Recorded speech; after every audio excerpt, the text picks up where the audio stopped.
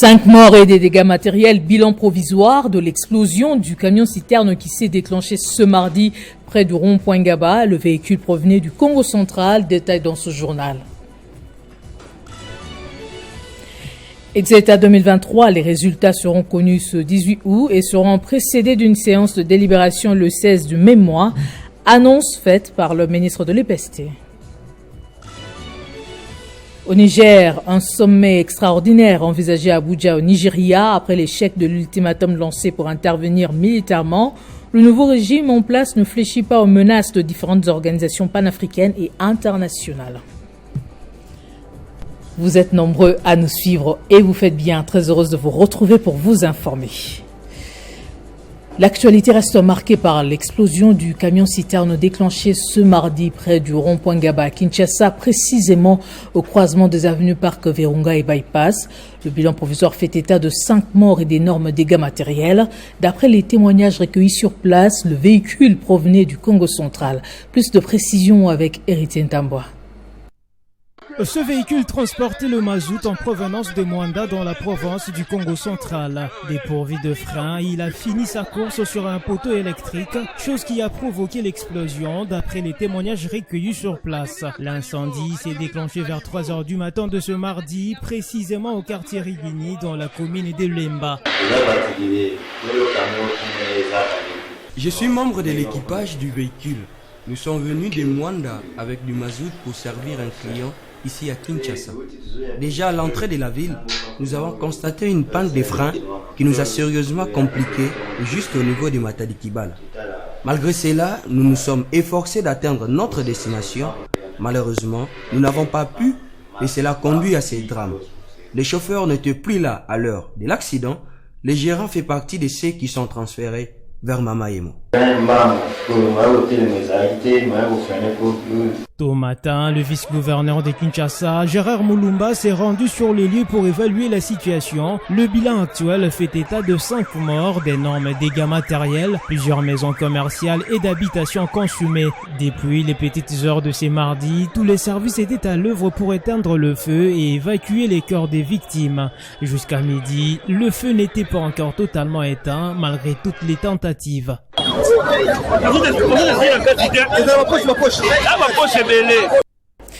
Exeta 2023, les résultats seront connus le 18 août. C'est ce qu'a annoncé Tony Mwaba, ministre de l'enseignement primaire, secondaire et technique, dans un communiqué rendu public ce mardi. Selon ce communiqué, la publication des 10 résultats sera précédée d'une séance de délibération mercredi 16 août. C'est depuis plus d'un mois que la publication des résultats est attendue. Le président de la CENI a reçu une délégation de la voix et leadership des femmes ce mardi. Lors de cet échange, Denis Kadima a encouragé ces femmes à une présence plus accrue de la jeune féminine lors des élections futures. L'entretien entre le président de la Commission électorale nationale indépendante, Denis Kadima Kazadi, et la délégation de la voix et leadership des femmes, un groupe financé par l'ambassade du Canada, géré et coordonné par le Centre Carter, a porté sur la maximisation de la présence de femmes dans la compétition électorale, ainsi que la sécurisation des dossiers de femmes et de celles qui sont candidates. Cette délégation, conduite par la présidente de son conseil d'administration, Madame Marie-Madeleine Kalala, s'est dit satisfaite de la qualité des échanges. Nous sommes venus voir le président Kadima pour parler de la maximisation de la présence des femmes dans la compétition électorale, ainsi que la sécurisation des dossiers des femmes et des femmes candidates. La plus haute hiérarchie de la centrale électorale a prêté une oreille attentive aux différentes questions soulevées par les composants de cette structure en y apportant des réponses appropriées.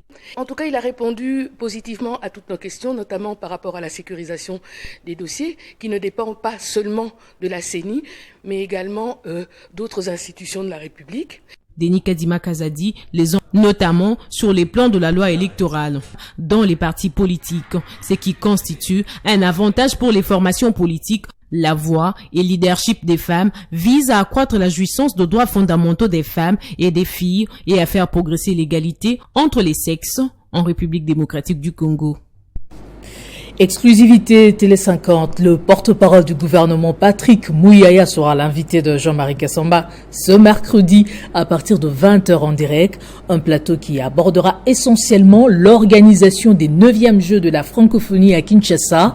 Le ministre de la Communication ayant pris part au dernier carré de cette grande équipe retracera les moments clés ayant abouti à cette réalisation, mais aussi ce que le pays envisage de faire des acquis de ces Jeux, que ce soit au niveau sportif, des infrastructures ou même de la diplomatie et cohésion nationale. Un rendez-vous à ne pas rater, je rappelle, ce mercredi à partir de 20h de Kinshasa en direct. Faire rayonner le tourisme en RDC, c'est l'engagement pris par le nouveau comité de gestion de l'Office national du tourisme. Les différents membres de ce comité ont été reçus ce mardi après-midi par le ministre du Tourisme, Didier Mazenga.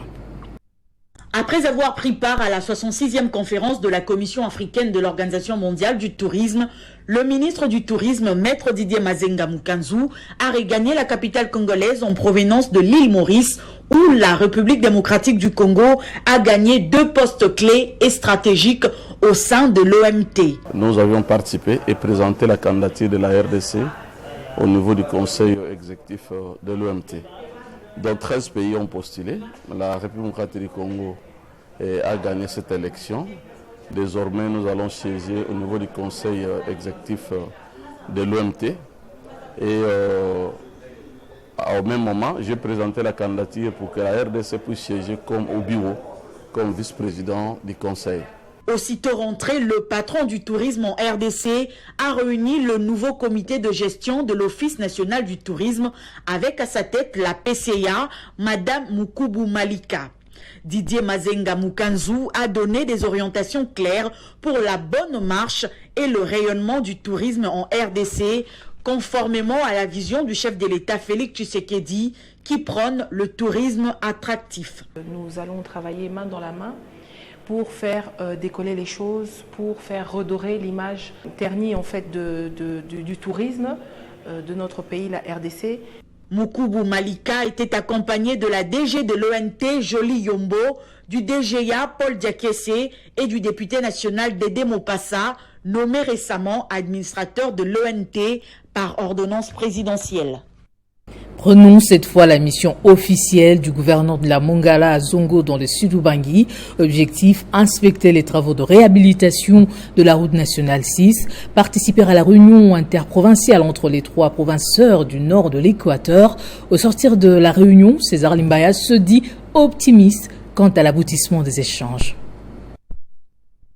Le gouverneur de la Mongala poursuit sa quête du développement de sa province. C'est dans cette optique que César Limbaya a d'abord pris part à une réunion interprovinciale de grande importance tenue à Zongo entre les 3 gouverneurs des 3 provinces sœurs du nord de l'Équateur, dont celle du nord et sud Ubangi, ainsi que celle de la Mongala. Au menu de leur échange, la mise en place d'une politique commune en matière forestière. César Limbaya Mbangissa fait le point. Comment nous devons essayer de nous organiser les 3 provinces du nord de l'Équateur pour faire gagner avec brio le chef de l'État, son Excellence Félix Antoine Tshisekedi Tshilombo. Le défi sécuritaire sont commun. C'est comme ça que nous avons pensé à nous réunir, le gouvernement Malo, le gouvernement Mabenza et moi-même, pour essayer de cogiter sur comment nous devons essayer de sécuriser notre espace. L'infatigable César Limbaya a procédé à l'inspection des travaux de réhabilitation de la route nationale numéro 6. Ici, les travaux qui sont exécutés par l'Office des routes semble avancer au ralenti. Même le cortège du gouverneur n'est pas épargné par les mauvais états de cette route. La population de ces coins exhorte les numéros 1 de la Mongala à plaider auprès des autorités compétentes pour accélérer ces travaux. La route est en mauvais état, difficile pour la traversée des véhicules. Beaucoup d'eau, on ne traverse qu'avec des petits bateaux. Même si tu n'as pas d'argent, tu traverses seulement. Le gouverneur passe ses voix. Depuis des années, on ne réhabilite pas. Que les autorités pensent à la route d'Akoula. Les travaux de la route nationale numéro 6, financés par le gouvernement provincial, concernent les axes routiers suivants: Akoula, Lissala, Bumba et Bunduki. Dans la province du Tanganyika, le gouverneur Julie Ngungwa a sensibilisé tous les responsables des partis politiques membres de l'Union sacrée de la nation sur l'unité et l'objectivité. C'est pour bien accompagner, dit-il, la vision du président de la République. La correspondance à Kalemi de Mathias Makolovera. Dans l'esprit de restaurer l'unité au sein de l'Union sacrée de la nation, plateforme politique soutenant la vision salvatrice du président de la République démocratique du Congo, Félix Antoine Tshisekedi Tshilombo, le gouverneur de la province du Tanganyika, Julie Ngungwa Mwayuma, a communié ce dimanche 6 août avec tous les fédéraux de cette famille politique dans la salle de banquet de l'hôtel Flora à Kalemi. Plus de 80 partis politiques ont été présents à cette rencontre qui a connu un moment d'échange sur les valeurs de l'Union sacrée, le soutien aux actions du chef de l'État qui en est son autorité morale et le préparatif de son arrivée à Kalemi à l'occasion de la 10e conférence des gouverneurs. Julie Ngungwa Mwayuma, qui coordonne d'office l'Union sacrée au Tanganyika en sa qualité de la représentante légale du chef de l'État, a demandé à ses hôtes de demeurer sages, objectifs et soudés pour l'atteinte de leur objectif commun, celui d'accompagner Félix Tshisekedi jusqu'à sa réélection en décembre 2023. Union sacrée, mais il est mot union. Il n'a pas dit. Ce moment d'échange ayant réuni la quasi-totalité des partis politiques de l'Union sacrée implantés au Tanganyika, en l'occurrence ceux du Présidium national, était une aubaine pour les fédéraux de formuler des recommandations à l'endroit de l'autorité provinciale pour la bonne marche de la plateforme. Pétri d'une grande capacité d'écoute et d'analyse, Julie Ngungwa Mwayuma a de nouveau invité ces fédéraux, y compris ceux qui n'ont pas été présents, à rejoindre la table ronde du dialogue pour l'assise du dimanche 13 août qui sera consacrée à l'interprétation de la charte constitutive et la structuration officielle de l'Union sacrée, province du Tanganyika. La province de l'Équateur, avec l'appui de l'UNICEF, a organisé 2 jours de mini-foire des jeunes talentueux Ureport à travers plusieurs concours des activités culturelles et sportives. Tout est parti de la course de 7 personnes vivant avec handicap, ouverte par le ministre provincial de l'Intérieur sur l'avenue Yassanyama à Mbandaka 3.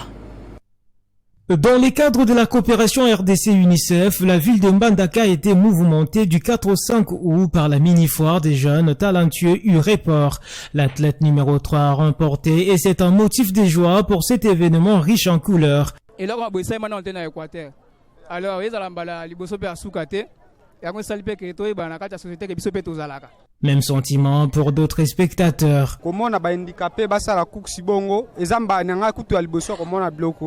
Au parc Joseph Kabila où a été lancée la mini-foire, plusieurs concours au menu pour découvrir les talents des jeunes à savoir. Concours des danses des 4 cultures de l'Équateur, les jeunes éloquents incarnant les rôles des chefs des programmes et bureaux UNICEF, le make-up et tresse, le culinaire avec 5 différentes recettes de l'Équateur, la musique et la gourmandise. Ajoutez à cela, présentation des 6 experts locaux formés en écriture braille par les experts non-voyants venus de Kinshasa.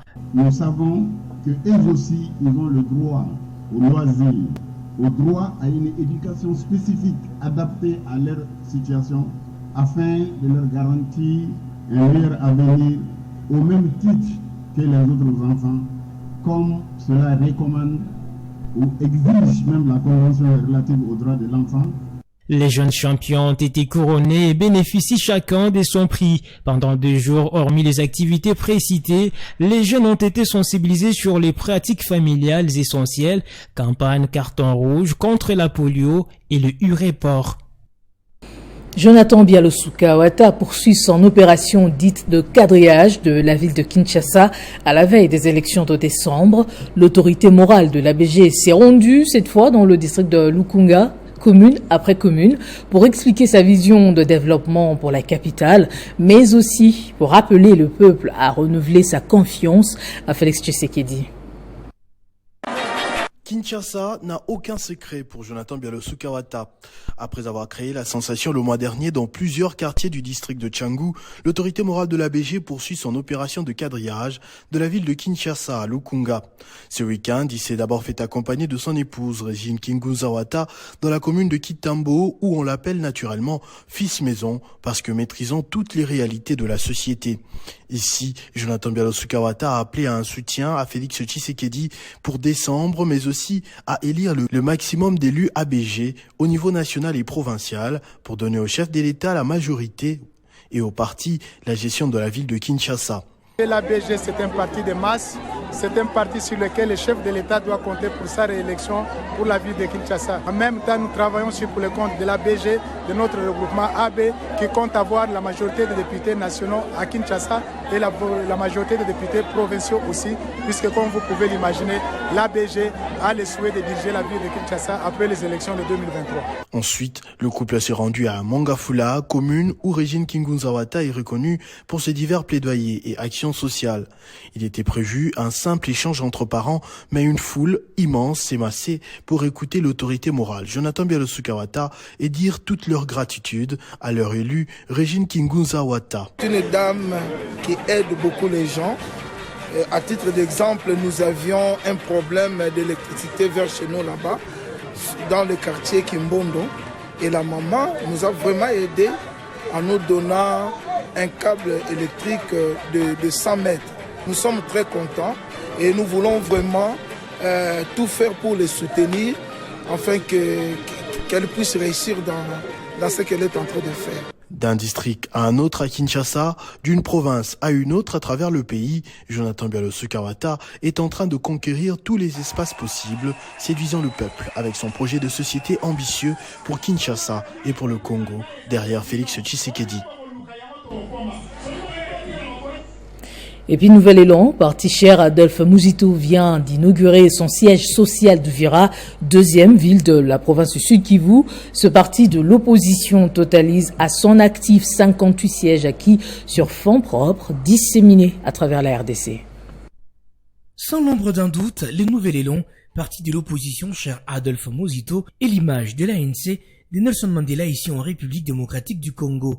Grâce à sa vision, son programme et son implantation sur l'ensemble du pays. Ce parti phare de l'opposition a procédé à l'inauguration de son siège social d'Uvira, deuxième ville de la province du Sud Kivu, construit sur fonds propres. Présents à la cérémonie, les forces vives d'Uvira n'ont pas hésité de tarir de l'éloge à l'initiateur de Nouvel Élan, Adolphe Muzito, pour sa détermination de faire la politique autrement en faveur de la population et doter aux Congolais un parti politique à la dimension d'un grand Congo. Nous remercions aussi l'excellence Adolphe Muzito qui s'est donné corps et âme, comme nous l'avons dit, pour financer cette œuvre. Il l'a fait, pas pour lui, pas pour sa famille, mais c'est pour la population d'Uvira. Ngagne à Dieu merci, responsable de Nouvel Élan Uvira, a au nom de tous remercié les cadres pour cette œuvre généreuse qu'aucun parti politique n'a jamais réalisée à Uvira. Toute première fois à Uvira qu'un parti politique achète sa propre parcelle et qu'il la construise. En tout cas, c'est une œuvre à louer de ma part, mais aussi de la part de toute la population d'Uvira. L'opinion publique apprécie ce que nous venons de faire. En tout cas, ils ont loué ce que nous avons fait. Donc, il est temps que la jeunesse entre dans la classe politique, puisque nous voulons voir un changement. Ce siège d'Uvira est 58e siège de Nouvel Élan, dissimulé à travers la République. Le parti Nouvel Élan est déjà prêt pour affronter les élections à tous les niveaux et déterminé à les emporter au regard de son offre politique salvateur pour redorer l'image du géant Congo. L'Office congolais de contrôle a procédé ce 8 août à l'installation de la délégation syndicale nationale. C'était au cours d'une cérémonie de remise et reprise chapeautée par le directeur général Étienne Chimanga. Reportage de Benjamin Moudiata. C'est dévoué le président du conseil d'administration de l'Office congolais des contrôles, mais aussi les délégations syndicales nationales entrant et sortant que le directeur général de l'Office congolais des contrôles a chapeauté la cérémonie de l'installation de la délégation syndicale nationale. Prenant parole, le directeur général Étienne Chimanga a trouvé des mots justes pour exprimer toute sa gratitude au président de la République, Félix Tshisekedi Tshilombo, pour la confiance qu'il a placée en sa personne, tout en souhaitant un fructueux mandat à la nouvelle équipe syndicale nationale. Si aujourd'hui je suis devant vous, c'est grâce à la signature de son Excellence, Monsieur le Président de la République, Félix Antoine Tshisekedi Tshilombo, qui nous a mandaté pour piloter cet établissement public selon sa vision. la vision selon laquelle nous devons avoir le changement de narratif. De son côté, le président syndical entrant, Chiro Sirouza, n'a pas manqué des mots pour exprimer sa reconnaissance à ceux qui l'ont élu. Vous qui avez participé au processus électoral et au scrutin du 23 juin 2023, nous vous disons grand merci. Tout est bien qui finit bien, dit-on. La cérémonie s'est clôturée dans l'ambiance bon enfant. On va atterrir au Niger où les menaces de la CEDEAO, de l'Union européenne, des Nations Unies ne s'écoutent pas. Le nouveau régime en place, déterminé à faire respecter la souveraineté de ce pays, après l'échec de l'ultimatum lancé en vue d'une intervention militaire, eh bien quelques chefs d'État de la sous-région ont soulevé l'option d'un sommet extraordinaire à Abuja, au Nigeria, ce jeudi.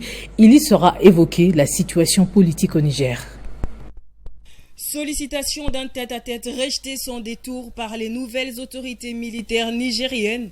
La CEDEAO se voit revenir sur des moyens de négociation tels qu'une rencontre extraordinaire qui s'attellera cette fois-ci sur des mobiles pacifiques. Cette dernière qui avait menacé d'opter pour une intervention militaire via un infructueux ultimatum qui a pris fin le dimanche dernier à 22h sans un lever de pouce du Niger, se voit revenir sur sa décision en proposant un sommet extraordinaire à Abuja, qui sera tenu par Bola Tinubu, président en exercice de l'organisation régionale. Plusieurs autres tentatives de négociation sans succès se sont enchaînées pour réclamer la libération du président déchu, Bazoum Mohamed, notamment la visite diplomatique le lundi 7 août dernier de la haute responsable de la diplomatie des États-Unis, Victoria Nuland, qui a envisagé une procédure de négociation avec l'État nigérien. Fort malheureusement, cette initiative n'a abouti à aucune résolution car cette dernière n'aurait rencontré ni le chef militaire Tchiani, moins encore le président déchu Mohamed Bazoum. On va prendre le rappel des titres avant de nous quitter. 5 morts et dégâts matériels, bilan provisoire de l'explosion du camion-citerne qui s'est déclenché ce mardi près du rond-point Gaba. Le véhicule provenait du Congo central. Exeta 2023, les résultats seront connus ce 18 août et seront précédés d'une séance de délibération le 16 du même mois, annonce faite par le ministre de l'IPST. Au Niger, un sommet extraordinaire envisagé à Abuja au Nigeria après l'échec de l'ultimatum lancé pour intervenir militairement. Le nouveau régime en place ne fléchit pas aux menaces de différentes organisations panafricaines et internationales. Voilà qui met fin à cette édition du journal. Merci de votre attention exigeante. L'actualité continue sur Espace 50. Prenez soin de vous.